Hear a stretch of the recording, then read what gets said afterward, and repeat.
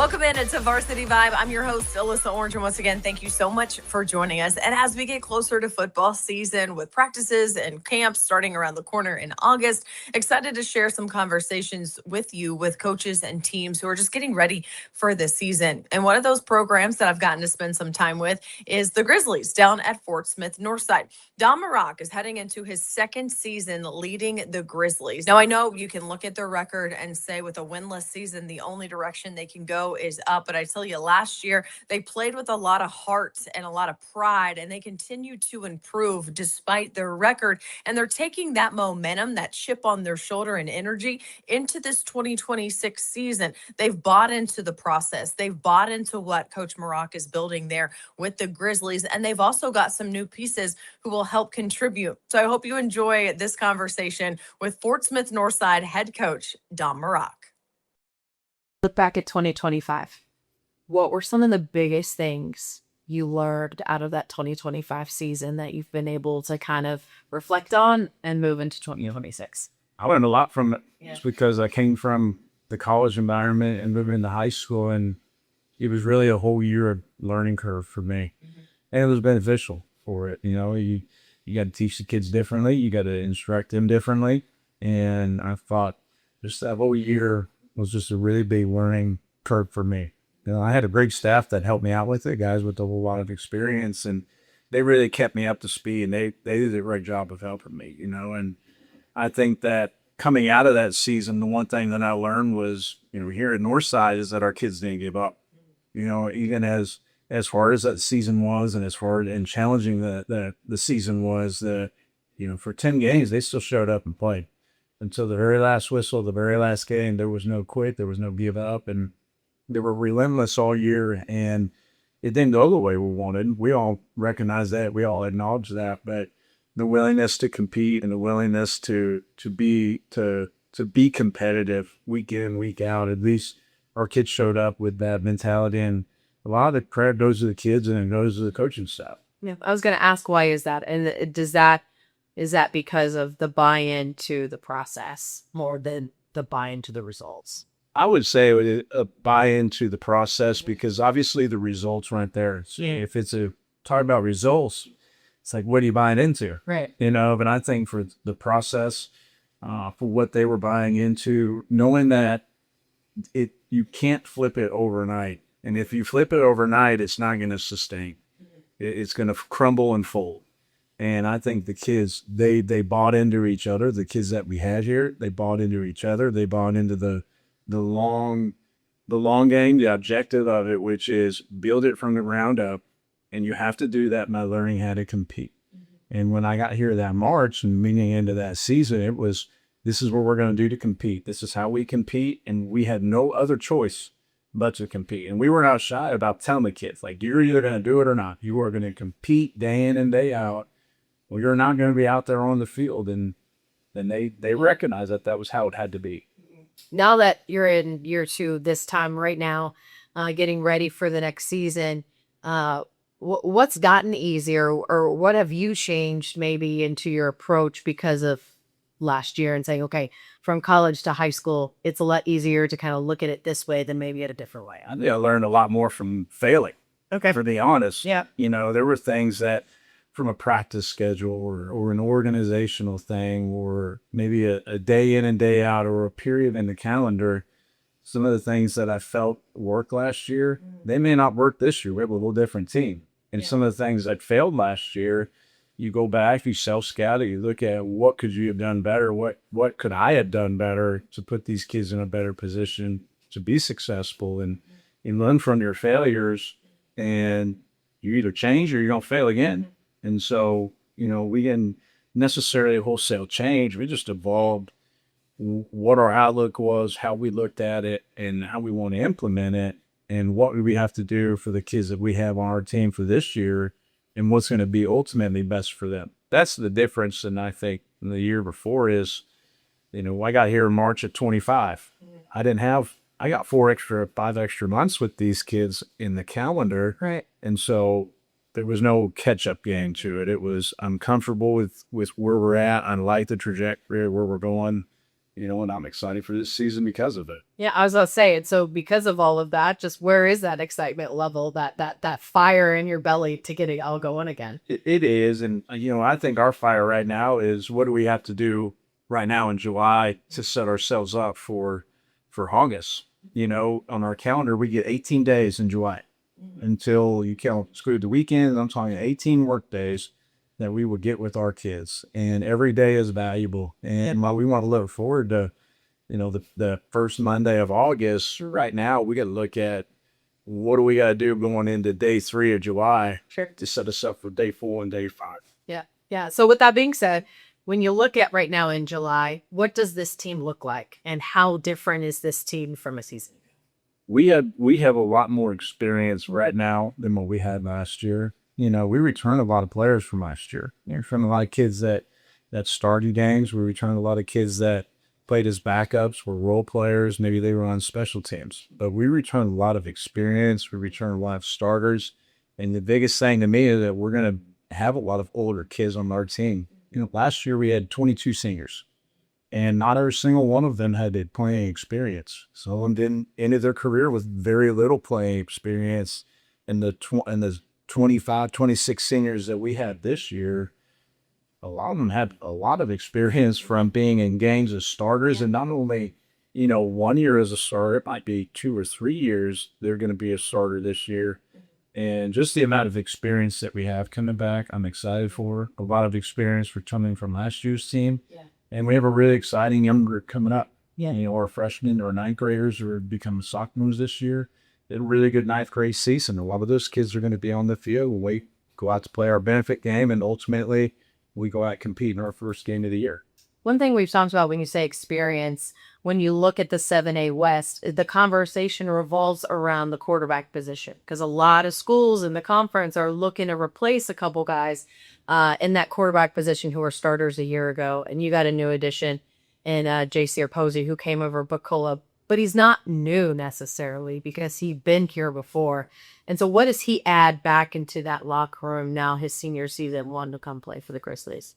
Biggest thing is he has experience. Yeah. He's a Northside kid. He was here in Northside. He ended up transferring, spending 2 years at Bucola. But we're talking about a kid who, 2 years as a starter threw 75 touchdowns. He was one of the top leading passers, obviously in Oklahoma, but as a sophomore in the nation, one of the top. It wasn't the number one, but he was in the top. He was up there. And, it doesn't matter what level you're playing at over there or even over here. That's a game day experience. And for a kid that has his experience, not only just operating an offense and going out and playing, but it's the situations that you sometimes can't be prepared for. When a play breaks down, he has the experience of being comfortable and knowing what to do. And so it's a lot of those things that you only gain from playing the game. And he's played a lot of football. He was extremely successful, a really good team over there. And when he came over here in January, we've been extremely excited to have him. The conversation, him wanting to come back, what was his why in wanting to come back? I'd say that for those kids, then the Northside kids that are coming back, is they see the value in what we're doing. Yeah. And, you look at obviously what we had as our first year record and what our future can be, is that those kids see the value in what we're doing. Their parents see the value in what we're doing. Not only that it's more than just wins and losses, even though it's what we're all judged on.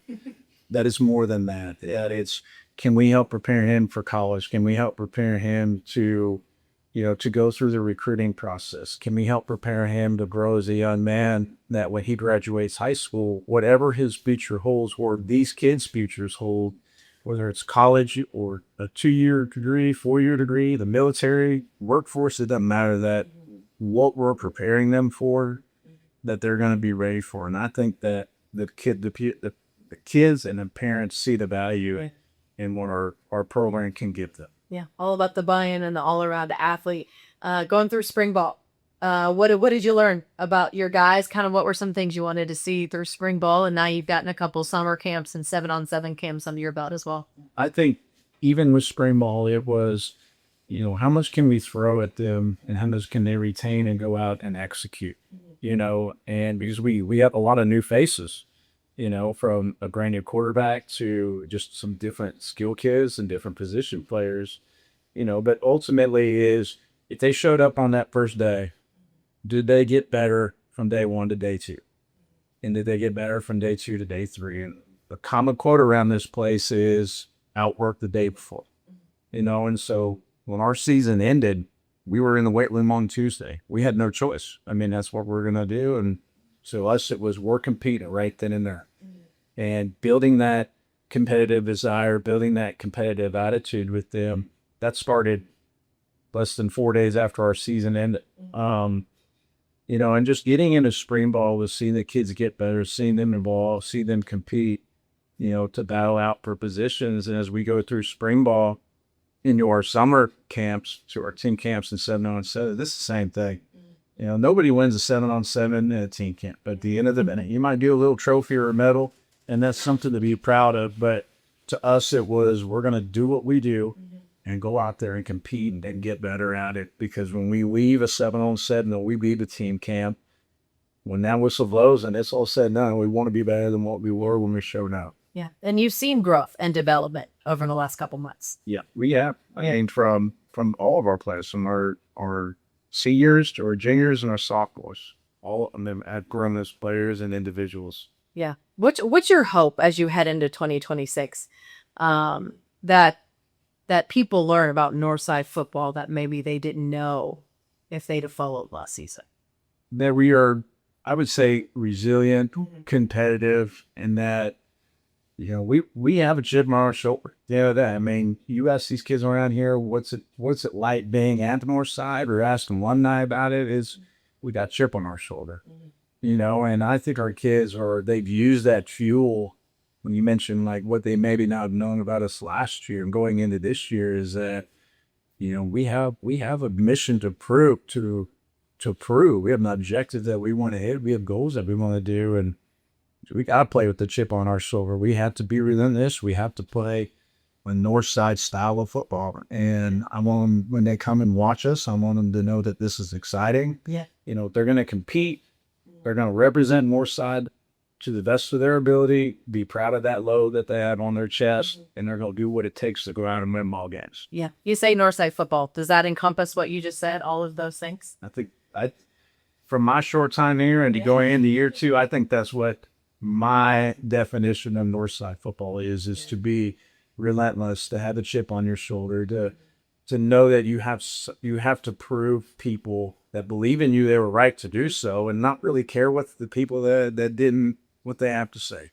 And I think that having the pride and knowing that, it's not a us against the world mentality, but it's like we are in this together, and we need to go out there and play a relentless style of football that represents who Northside is, and that's to be relentless and compete and do whatever it takes to win.